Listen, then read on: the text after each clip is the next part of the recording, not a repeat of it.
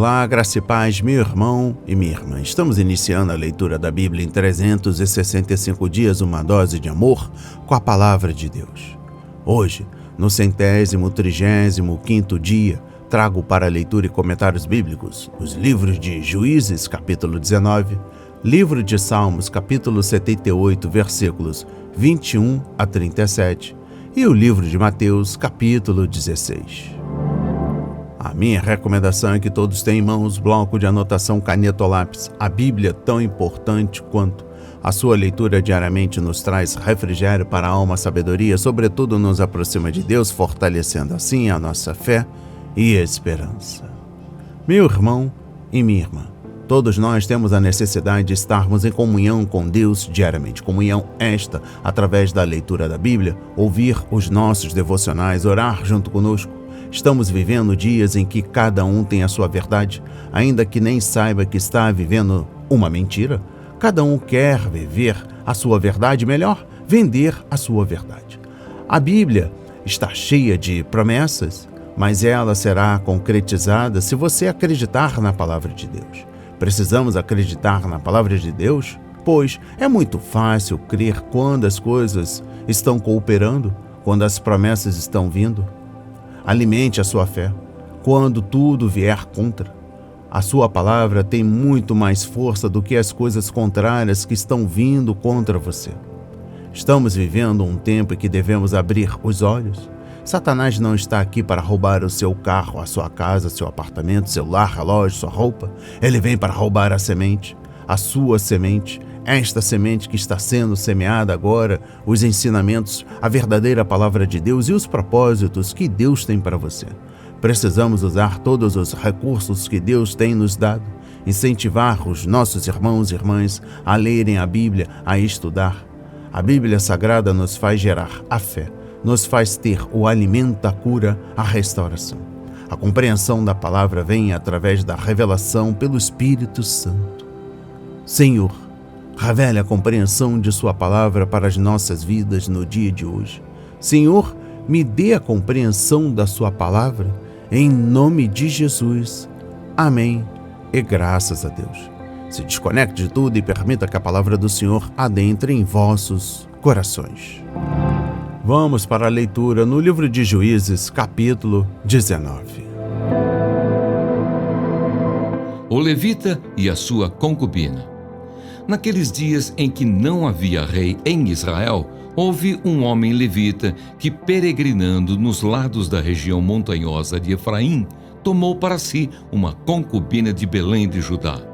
Porém, ela se irritou com ele e, deixando-o, voltou para a casa de seu pai em Belém de Judá, onde ficou durante uns 4 meses. Seu marido, levando consigo o seu servo e 2 jumentos, foi atrás dela para tentar convencê-la a voltar. Ela o fez entrar na casa de seu pai. Este, quando viu o levita, saiu alegre a recebê-lo. O sogro, o pai da moça, convenceu o levita a ficar com ele durante 3 dias. Comeram, beberam e o casal se alojou ali. No 4º dia, madrugaram e se levantaram para partir. Mas o pai da moça disse a seu genro: coma alguma coisa para você ter mais força para a viagem. Depois disso, vocês podem ir embora. Os 2 se sentaram, comeram e beberam juntos. Então o pai da moça disse ao homem: por favor, fique aqui mais uma noite e alegre o seu coração. Quando o homem se levantou para partir, o seu sogro insistiu para que ficasse, e ele mais uma vez pernoitou ali. No 5º dia, ele se levantou de madrugada para partir, mas o pai da moça lhe disse: coma alguma coisa, fique até o entardecer. E ambos comeram juntos. Então o homem se levantou para partir, ele, a sua concubina e o seu servo. Mas o sogro dele, o pai da moça, lhe disse: olhe, está ficando tarde e a noite vem chegando. Passe mais uma noite aqui. Este dia já está acabando. Passe aqui a noite e alegre o seu coração. Amanhã de madrugada vocês podem se levantar e viajar de volta para casa. Porém, o homem não quis passar ali mais uma noite. Ele se levantou, partiu e chegou até a altura de Jebus, isto é, Jerusalém. Com ele iam os 2 jumentos encilhados e também a sua concubina. Quando chegaram perto de Jebus, o dia já estava chegando ao fim. Então o servo disse a seu senhor: venha, vamos sair da estrada e entrar nessa cidade dos Jebuseus e passemos ali a noite. Porém o seu senhor lhe disse: não vamos entrar em nenhuma cidade estranha que não seja dos filhos de Israel. Vamos um pouco mais adiante até Gibeá. E continuou: venha, vamos a um desses lugares e pernoitemos em Gibeá ou em Ramá. Assim passaram adiante e continuaram a viagem. E o sol se pôs quando chegaram a Gibeá, que pertence a Benjamim. Saíram da estrada para entrar em Gibeá, a fim de nela passarem a noite. O levita entrou e se sentou na praça da cidade, porque não houve quem os recolhesse em casa para ali pernoitarem. Eis que, ao anoitecer, um homem velho estava voltando do seu trabalho no campo. Ele era da região montanhosa de Efraim, mas morava em Gibeá. Os outros habitantes do lugar eram benjamitas. Quando o velho ergueu os olhos e viu o viajante na praça da cidade, perguntou: para onde você está indo? E de onde você vem? O levita respondeu: estamos viajando de Belém de Judá para os lados da região montanhosa de Efraim, de onde sou. Fui a Belém de Judá e agora estou de viagem para a casa do Senhor. Ninguém me recebeu em sua casa.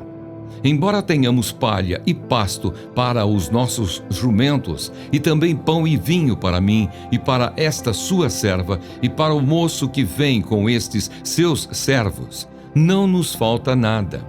Então o velho disse: que a paz esteja com você. Tudo o que lhe vier a faltar, fique a meu encargo. Só não passem a noite na praça. Ele os levou para a sua casa e deu pasto aos jumentos. Depois de lavarem os pés, comeram e beberam. Enquanto eles se alegravam, eis que os homens daquela cidade, homens malignos, cercaram a casa e começaram a bater na porta. E disseram ao velho, o dono da casa: traga para fora o homem que entrou em sua casa, para que abusemos dele. O dono da casa saiu para falar com eles e disse: não, meus irmãos, não façam esta maldade. Já que o homem está em minha casa, não façam uma loucura dessas. Vejam, aqui estão a minha filha virgem e a concubina dele. Vou pôr as 2 para fora e vocês poderão abusar delas e fazer o que bem quiserem. Mas não façam uma loucura dessas com este homem. Porém, aqueles homens não o quiseram ouvir. Então o levita pegou a sua concubina e a entregou a eles do lado de fora. E eles a forçaram e abusaram dela toda a noite até pela manhã. E quando estava amanhecendo, eles a deixaram. Ao amanhecer, a mulher veio e caiu à porta da casa do homem, onde o seu senhor estava hospedado. E ela ficou ali até o clarear do dia. De manhã, quando o seu senhor se levantou e abriu as portas da casa para continuar a viagem, eis que a mulher, sua concubina, jazia à porta da casa com as mãos sobre a soleira. Ele lhe disse: levante-se e vamos embora. Porém, não houve resposta. Então o homem a pôs sobre o jumento e foi para a sua casa. Chegando à casa, pegou uma faca e cortou o corpo da concubina em 12 pedaços. E enviou os pedaços para todas as regiões da terra de Israel. Todos os que viram isso diziam: nunca se fez uma coisa dessas, nem se viu nada semelhante desde o dia em que os filhos de Israel saíram da terra do Egito até o dia de hoje. Pensem nisso, discutam entre si e digam o que se deve fazer. Amém. Compreendendo o livro de Juízes, capítulo 19, exposição bíblica dos versículos 1 a 9. Este levita ilustra a atitude negligente de muitos cristãos hoje. Eles são filhos do dia, mas agem como filhos da noite. Conforme 1 de Tessalonicenses capítulo 5, versículos 1 a 8. O juízo está próximo, mas essas pessoas não pensam em nada a não ser em aproveitar a vida. Estando sua nação tão longe de Deus, como este levita pôde desperdiçar o seu tempo comendo, bebendo e se divertindo? Entristeçam-se, lamentem-se e chorem. Troquem o riso por lamento e a alegria por tristeza. Conforme Tiago 4, versículo 9. Compreendendo o versículo 1, a concubina era uma esposa legítima a quem se garantia apenas comida, roupas e privilégios conjugais. Conforme Êxodo 21, versículos 7 a 11, Deuteronômio 21, versículos 10 a 14. Qualquer filho que ela tivesse seria considerado legítimo, mas por causa da condição inferior da mãe, ele não necessariamente faria parte da herança da família. Conforme Gênesis 25, versículos 1 a 6. Se a esposa fosse estéril, seu marido às vezes se deitava com uma concubina para poder construir uma família. Exposição bíblica dos versículos 10 a 29. Durante o período dos juízes, era perigoso viajar durante o dia, conforme capítulo 5, versículo 6, e mais ainda à noite. O levita não queria ficar em Jerusalém porque a cidade estava nas mãos dos jebuseus pagãos. Assim, ele percorreu mais de 6,5 km até Gibeá para que pudesse estar com o seu povo. Mas os homens de Gibeá, no final, eram tão maus quanto os pagãos ao seu redor.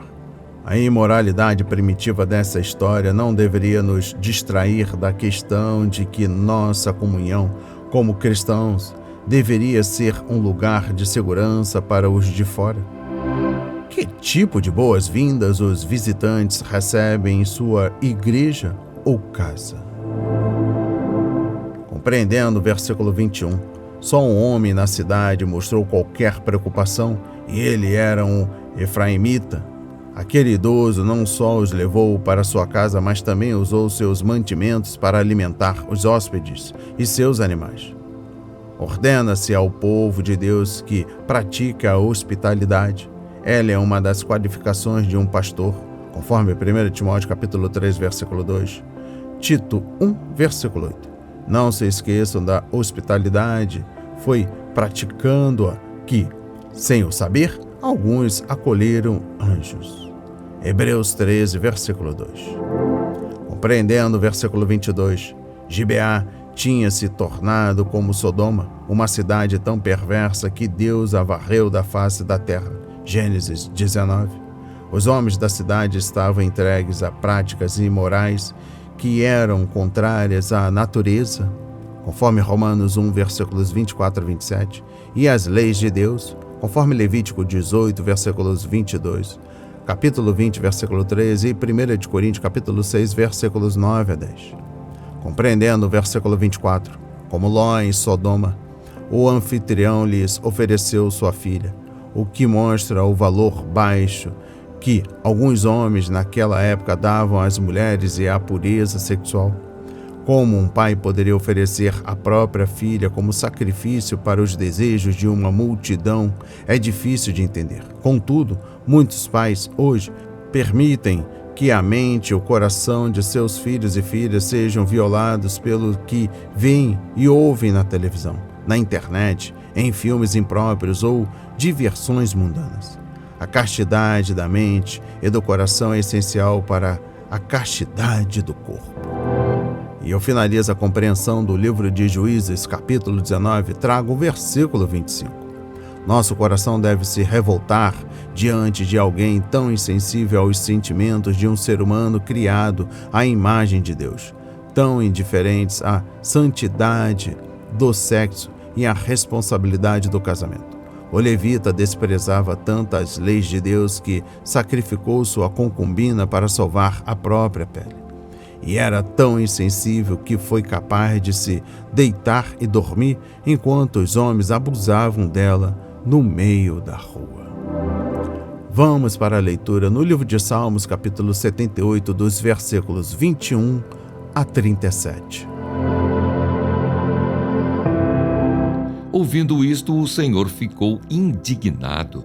Acendeu-se fogo contra Jacó e também se levantou o seu furor contra Israel, porque não creram em Deus nem confiaram na sua salvação. Mesmo assim, deu ordens às nuvens e abriu as portas dos céus. Fez chover maná sobre eles para alimentá-los e lhes deu cereal do céu. Todos comeram o pão dos anjos. Ele enviou-lhes comida à vontade. Fez soprar no céu o vento do oriente e pelo seu poder conduziu o vento do sul. Também fez chover sobre eles carne como poeira e aves numerosas como a areia do mar. Fez com que caíssem no meio do arraial deles, ao redor de suas tendas. Então comeram e se fartaram a valer. Pois lhes fez o que desejavam, porém não reprimiram o apetite. Ainda tinham o alimento na boca quando se elevou contra eles a ira de Deus, e entre os seus mais robustos semeou a morte e prostrou os jovens de Israel. Apesar de tudo isso, continuaram a pecar e não creram nas maravilhas de Deus. Por isso, ele fez com que os seus dias se dissipassem num sopro e os seus anos em súbito terror. Quando os fazia morrer, eles o buscavam. Arrependidos procuravam Deus. Lembravam-se de que Deus era a sua rocha e o Deus Altíssimo o seu Redentor. Lisonjeavam-no, porém de boca, e com a língua lhe mentiam, porque o coração deles não era firme para com ele, nem foram fiéis à sua aliança. Compreendendo o livro de Salmos, capítulo 78, dos versículos 21 a 37. No versículo 21, acendeu-se fogo, conforme Números 11, versículo 1, mostra que a ira divina literalmente se acendera. Compreendendo o versículo 22, compare com João 6, versículo 29, a obra de Deus é esta, que creiais naquele que por ele foi enviado. Tudo que Deus fez desde o princípio do mundo foi para resgatar um povo, para crer nele e confiar na sua salvação. Exposição bíblica dos versículos 23 a 25. Eles queriam pão, mas não havia supermercados no deserto. Também não havia ingredientes para fazer pão. Então Deus abriu as portas de seu celeiro celestial e fez chover suprimentos infalíveis de maná. O povo festejava com algo melhor que pão. Era a comida dos anjos, o pão do céu. Exposição bíblica dos versículos 29 a 31. Eles também queriam carne, mas onde eles poderiam encontrar carne para alimentar uma multidão no deserto? Deus resolveu o problema aproveitando o vento leste para levar bandos de codornas direto para o acampamento dos israelitas. Esses pássaros certamente não eram nativos do deserto. Eles tiveram que ser trazidos de alguma distância, mas eles foram fornecidos abundante e livremente. Enquanto o povo ainda se empanturrava, a ira de Deus se acendeu contra eles. Ele enviou uma praga que matou os melhores espécimes da masculinidade de Israel. Compreendendo o versículo 32, continuar a pecar.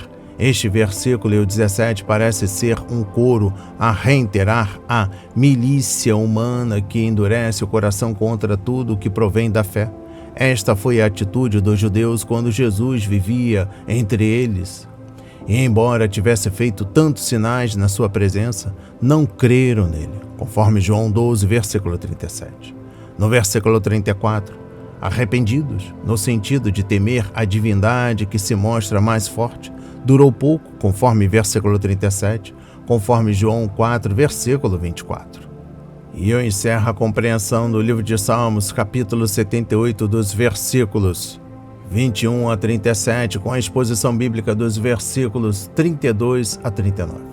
Apesar de todas as provas de seu amor, Seus corações ainda eram infiéis. Nada do que Deus fazia os agradava, apesar de seus milagres. Eles eram resmungões compulsivos. Assim, de tempos em tempos, Jeová visitava a nação com morte e destruição. Isso pareceu falar com os sobreviventes por um tempo. Eles se voltavam para o Senhor, arrependeram-se de sua iniquidade e tornaram-se buscadores fervorosos. Eles perceberam que refúgio ele havia sido para eles, como os havia redimido dos temores do Egito, mas logo voltaram a viver uma mentira, falando piedosamente e agindo perversamente. Eles eram inconstantes e desobedientes. O Senhor mostrou tremenda moderação por causa de sua superabundante compaixão. Ele perdoou seus retrocessos crônicos e reteve o desastre que eles mereciam. Ele lembrou que eles eram meros homens, aqui, hoje e amanhã. Vamos para a leitura no livro de Mateus, capítulo 16. O pedido por um sinal. Os fariseus e os saduceus se aproximaram de Jesus e, tentando-o, pediram-lhe que lhes mostrasse um sinal vindo do céu. Mas Jesus respondeu: chegada a tarde, vocês dizem: teremos tempo bom, porque o céu está avermelhado. E pela manhã, vocês dizem: hoje teremos tempestade, porque o céu está de um vermelho sombrio. Na verdade, vocês sabem interpretar a aparência do céu. Então, como não são capazes de interpretar os sinais dos tempos? Uma geração perversa e adúltera pede um sinal, mas nenhum sinal lhe será dado, senão o de Jonas. E deixando-os, Jesus se retirou. O fermento dos fariseus e dos saduceus. Ora, tendo os discípulos passado para a outra margem do lago, esqueceram-se de levar pão. E Jesus lhes disse: fiquem atentos e tenham cuidado com o fermento dos fariseus e dos saduceus. Eles, porém, começaram a discutir entre si, dizendo: ele diz isso porque não trouxemos pão. Jesus percebeu isso e perguntou: por que estão discutindo entre vocês, homens de pequena fé, sobre o fato de não terem pão?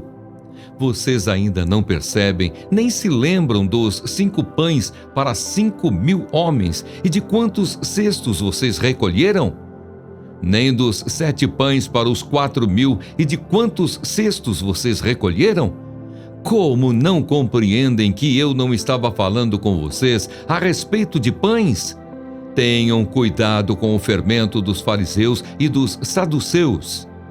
Então entenderam que Jesus lhes tinha dito que tivessem cuidado não com o fermento usado no pão, mas com a doutrina dos fariseus e saduceus. A confissão de Pedro. Indo Jesus para a região de Cesareia de Filipe, perguntou a seus discípulos: quem os outros dizem que é o Filho do Homem? E eles responderam: uns dizem que é João Batista, outros dizem que é Elias, e outros dizem que é Jeremias ou um dos profetas. Ao que Jesus perguntou: e vocês, quem dizem que eu sou? Respondendo, Simão Pedro disse: o Senhor é o Cristo, o Filho do Deus vivo.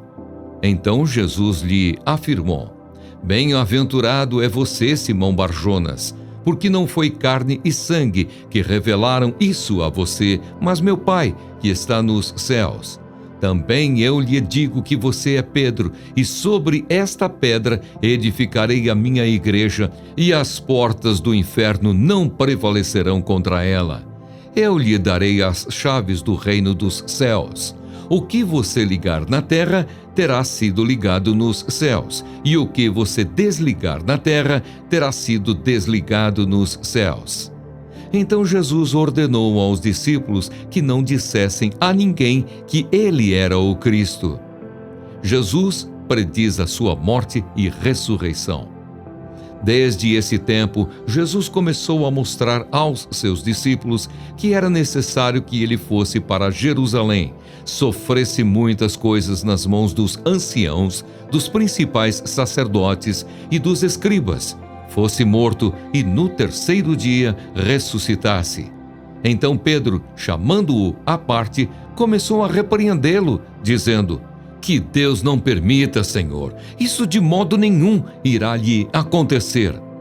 Mas Jesus, voltando-se, disse a Pedro: Saia da minha frente, Satanás! Você é para mim uma pedra de tropeço, porque não leva em consideração as coisas de Deus, e sim as dos homens. Tome a sua cruz. Então Jesus disse aos seus discípulos: Se alguém quer vir após mim, negue a si mesmo, tome a sua cruz e siga-me. Pois quem quiser salvar a sua vida, a perderá. E quem perder a vida por minha causa, esse a achará. De que adiantará uma pessoa ganhar o mundo inteiro e perder a sua alma? Ou que dará uma pessoa em troca de sua alma? Porque o Filho do Homem há de vir na glória de seu Pai com os seus anjos, e então retribuirá a cada um conforme as suas obras.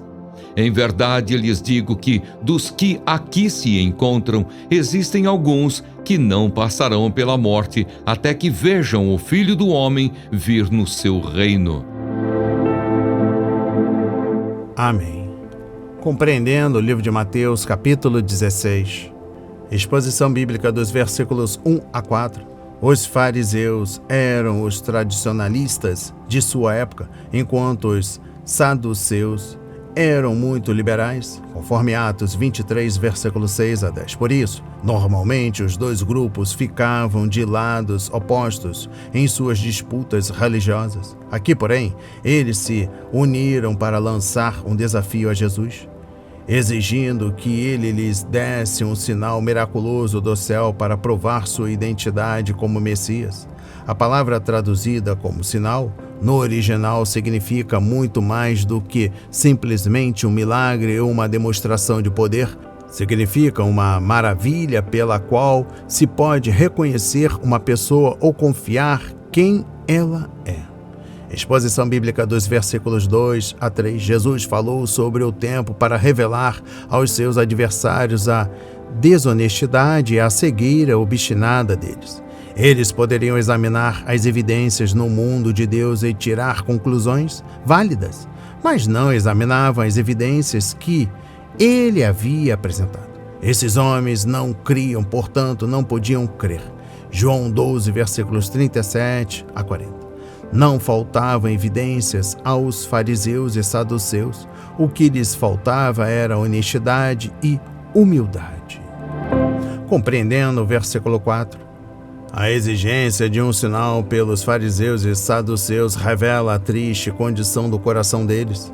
Eles eram maus e adúlteros. Jesus não os acusou de serem culpados de adultério físico, mas de adultério espiritual, conforme Isaías 57 e Tiago 4, versículo 4. Estes homens estavam adorando um falso Deus, feito por eles mesmos, e isso era adultério espiritual. Se estivessem adorando ao verdadeiro Deus, teriam reconhecido o Filho dele quando ele veio.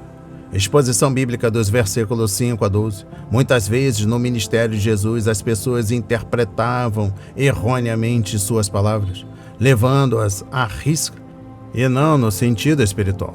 Nicodemos pensou que Jesus estivesse falando de um nascimento físico real, conforme João 3, versículo 4, e a mulher samaritana pensou que ele estivesse se referindo à água do poço, conforme João 4, versículo 11. A multidão judaica na sinagoga pensou que Jesus estivesse falando sobre comer carne e sangue, conforme João 6, versículos 51 e 52, quando o que ele estava descrevendo era uma experiência espiritual, João 6, versículo 63. Aqui os discípulos pensaram que Jesus estivesse falando sobre fazer pão com seu comentário sobre fermento. Compreendendo o versículo 6, o fermento era para os judeus um símbolo do mal, conforme Êxodo 12, versículos 14 a 20. Os fariseus e os saduceus corrompiam as crenças religiosas de Israel com falsas doutrinas. Os fariseus eram legalistas que ensinavam que somente a obediência à lei e às tradições agradavam a Deus e prenunciava seu reino para Israel. Os saduceus, por sua vez, eram liberais, em seu modo de pensar e negavam que qualquer reino desse tipo seria estabelecido na terra. Eles ainda negavam a verdade da ressurreição, conforme Mateus 22, versículo 23, e a existência de anjos. Exposição bíblica dos versículos 13 a 20. Jesus e os discípulos estavam a quase 200 quilômetros de distância de Jerusalém, na parte norte da Palestina. Aquela região identificava-se muito com várias religiões. Além de ter sido um centro de adoração a Baal, abrigava santuários erguidos a Pan, um deus grego. Isso não era tudo. Herodes, o Grande, havia construído um templo lá em homenagem a Augusto César. No contexto de tanta superstição pagã, Pedro confessou Jesus como o Filho de Deus e foi provavelmente avistando o templo de César que Cristo anunciou uma surpresa. Ele ainda não estabeleceria seu reino, mas edificaria sua igreja. Compreendendo o versículo 16, esta confissão foi a resposta de Pedro à revelação de que Deus, o Pai, lhe tinha dado, conforme capítulo 11, versículos 25 a 27. Tal revelação não foi resultado da investigação pessoal do discípulo, ela veio como ato gracioso de Deus. O Senhor escolheu estas coisas dos fariseus e saduceus, orgulhosos, e as revelou aos inocentes, os discípulos humildes. Nunca podemos reunir um verdadeiro retrato de Jesus Cristo por meio de uma pesquisa de opinião pública, embora muitas pessoas de fato obtenham seus conhecimentos espirituais desta forma. O importante não é o que as pessoas dizem, mas como cada indivíduo responde. Jesus explicitamente pediu esta confissão. Não era uma resposta emocional de pessoas que haviam visto o milagre, mas a declaração estudada e sincera de um homem que havia sido ensinado por Deus. Além disso, Cristo aceitou esta confissão e se fundamentou nela para ensinar aos seus discípulos a nova verdade. Jesus provavelmente ficou emocionado ao ouvir as palavras de Pedro, sabendo que seu discípulo agora poderia ser levado a novos patamares de verdade espiritual e a serviços mais intensos. Todo o ministério de Nosso Senhor aos seus discípulos havia preparado o caminho para esta experiência. Compreendendo o versículo 18, esta é a primeira ocorrência da importante palavra igreja no Novo Testamento. É a palavra grega eclésia, da qual temos a palavra eclesiástico em português, referindo-se a coisas relativas à igreja. O significado literal é uma assembleia convocada. A palavra é usada 114 vezes no Novo Testamento e em 90 dessas referências tem-se vista uma igreja local, assembleia. Neste primeiro uso de eclésia, porém, Jesus provavelmente tinha toda a igreja em mente. Ele não estava apenas edificando uma assembleia local, mas uma igreja universal composta por todos os que fazem a mesma confissão de fé que Pedro fez. A expressão "as portas do Hades", neste versículo, também é traduzida por "as forças do inferno". Nas Escrituras, a expressão portas representa autoridade e poder. A porta da cidade era, para um judeu, o que as prefeituras representam para as sociedades modernas. Negócios importantes eram feitos à porta da cidade, conforme Deuteronômio 21, versículo 19, capítulo 25, versículo 7 e Rute 4, versículo 11. As portas do Hades, então, simbolizavam o poder organizado da morte e de Satanás. Por meio de sua morte e ressurreição, no entanto, Jesus Cristo venceria a morte, para que ela não pudesse deter ninguém do povo de Deus. Cristo passaria violentamente pelas portas e libertaria os cativos. Esta declaração é, sem dúvida, confirmada em 1 Coríntios capítulo 15, versículos 50 a 57, Hebreus 2, versículos 14 a 15 e outros versículos. Compreendendo o versículo 19, a expressão ligar e desligar era muito familiar para os judeus, pois seus rabinos muitas vezes a empregavam no sentido de proibir ou permitir. A declaração de Nosso Senhor aqui se referiu a Pedro, mas sua declaração mais tarde, em capítulo 18, versículo 18, incluiu todos os apóstolos como representantes de seu Senhor. Eles exerciam autoridade de acordo com a sua palavra. Jesus não disse que Deus obedeceria ao que os discípulos fizessem na terra, mas sim que eles deveriam cumprir o que Deus já havia determinado. A igreja não tem a vontade humana feita no céu, ela obedece à vontade de Deus na terra. Compreendendo o versículo 21, este é o primeiro prenúncio de Jesus acerca de sua morte na cruz em Mateus. O segundo está no capítulo 17, versículo 22, e o terceiro em capítulo 20, versículos 17 e 19. Hoje, a cruz é um símbolo aceitável de amor e sacrifício, mas naquela época era um instrumento horrível para o suplício dos condenados à pena de morte. Os romanos não mencionavam a cruz em uma sociedade civilizada. Na verdade, nenhum cidadão romano podia ser crucificado. Aquela morte terrível era reservada aos inimigos de César. Jesus ainda não havia especificamente afirmado que seria crucificado. Ele só fez isso em capítulo 20, versículos 17 a 19. Mas suas palavras que se seguem enfatizam a cruz. Exposição bíblica dos versículos 22 a 23. Qual foi o erro de Pedro? Ele estava pensando como um ser humano, pois a maioria das pessoas deseja escapar do sofrimento e da morte. O discípulo não pensava como Deus nesse sentido. Encontramos a mente de Deus em sua palavra. Só depois que Pedro se encheu do Espírito Santo foi que ele deixou de ter a tendência a discutir com a palavra de Deus. Pedro tinha fé suficiente para confessar que Jesus era filho de Deus, mas não para crer que convinha que o Salvador sofresse e morresse. Sem dúvida, Satanás concordou com as palavras de Pedro, pois usou a mesma abordagem para tentar Jesus no deserto, conforme capítulo 4, versículos 8 a 10. E eu encerro a leitura da Bíblia e também da compreensão do livro de Mateus, capítulo 16, com o versículo 24. Jesus disse que seus seguidores deveriam negar a si mesmos para se entregarem inteiramente a Cristo e participarem de sua vergonha e morte. Paulo descreveu isso em Romanos 12, versículos 1 e 2, e Filipenses 3, versículos 7 a 10, bem como em Gálatas 2, versículo 20.